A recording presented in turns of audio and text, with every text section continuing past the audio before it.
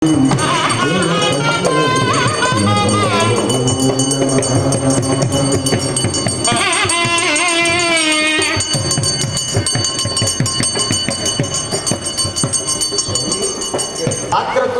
ఒక పాత్ర పట్టుకుని సాంబ్రాణి వేస్తూ ఉన్నారు అర్చక స్వామి. ఏమిటంటే దాని అర్థం ఈ ప్రాంగణాలన్నీ శుద్ధి చేసేటటువంటి కార్యక్రమం, అంటే పవిత్రత చేకూర్చేటటువంటి కార్యక్రమం. మరో చేతితో గంట వాయిస్తూ ఉన్నారు. దాని అర్థం ఏమిటంటే ఈ సాయంకాల సంధ్యా సమయాల్లో కానీ, ఉదయ సంధ్యా సమయాల్లో కానీ, సాయంకాల సంధ్యా సమయం ఎప్పుడైనా అనబడుతుంది, సూర్యుడు అస్తమించాడు, ఇంకా పెను చీకట్లు వ్యాపించలేదు, దీన్ని సాయంకాల సంధ్యా సమయం అంటారు. ఉదయ సంధ్య ఎప్పుడు? సూర్యుడు ఇంకా ఉదయించలేదు, తెల్లతెల్లారిపోయింది, దాన్ని ఉదయ సంధ్య అంటారు.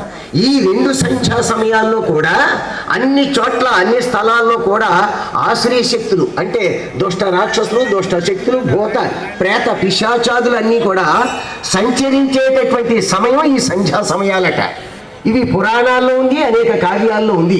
అంచేత సత్యనారాయణ స్వామి వారు తన ప్రతినిధి అయినటువంటి అర్చక స్వామి చేత ఆ గంటని ఎందుకు మోగింపజేస్తూ ఉన్నారు అంటే, ఆగమార్థంతు దేవానాం గమనార్థంతు రాక్షసాం కురు ఘంట రవం తత్ర దేవతాహ్వాన లాంఛనం. అంటే అర్థం ఏమిటంటే, ఓ దుష్ట శక్తులారా, ఓ దుష్ట రాక్షసులారా, భూత ప్రేత పిశాచాదులారా, ఈ ప్రాంగణాలన్నీ నా భక్తులు నడయాడేటటువంటి పుణ్య ప్రాంగణాలు, మీరు వెంటనే ఇక్కడి నుంచి తొలగిపోండి, లేదా మిమ్మల్ని కఠినాతి కఠినంగా శిక్షిస్తాను అని ఒక హెచ్చరిక జారీ చేస్తూ ఉన్నాడు ఆ ఘంటానాదంతో.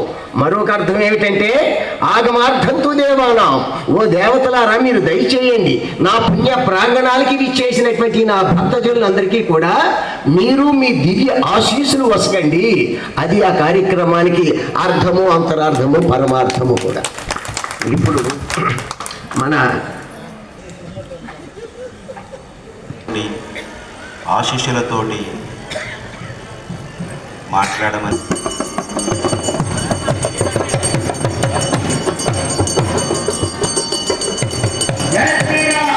జై శ్రీరామ్, జై శ్రీరామ్.